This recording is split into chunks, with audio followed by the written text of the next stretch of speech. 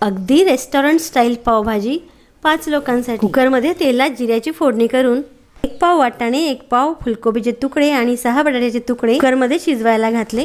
त्यात मीठ, तिखट आणि एव्हरेस्टचा पावभाजी मसाला घातला। 3 टोमॅटो कापून थोडंसं पाणी घालून कुकरला 3 शिट्या करून घ्यायच्या। कढईमध्ये 2-2 चमचे तेल आणि बटर एकत्र केलं। त्यात 3 सिमला मिरची, 3 कांदे बारीक चिरून घातले। आलं लसूण पेस्ट, चिरलेले टोमॅटो घालायचे। मीठ, तिखट आणि पावभाजी मसाला घालून झाकण ठेवून छान शिजवून घेतले। कढईतलं आणि कुकरमधलं दोन्ही मिश्रण छान मॅशरने मॅश केलं। दोन्ही एकत्र केलं। थोडं अर्धा ग्लास गरम पाणी घातलं आणि परत त्यात वरून काश्मीरी मिरचीचं लाल तिखट, कसुरी मेथी घातली। पावभाजीचा मसाला सुद्धा घातला आणि बटर सुद्धा घातलं आणि वरून छान कोथिंबीर भुरभुरली।